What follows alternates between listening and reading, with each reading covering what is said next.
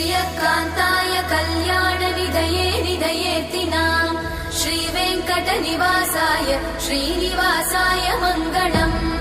लक्ष्मी सविभ्रमालोकसुभ्रूविभ्रमचक्षुषे चक्षुषे सर्वलोकानां वेङ्कटेशाय मङ्गलम् श्रीवेङ्कटाद्रिशृङ्गाग्रमङ्गलाभरणाङ्गये मङ्गलानां निवासाय श्रीनिवासाय मङ्गलम् सर्वावयव सौन्दर्य सम्पदा सर्वचेतसां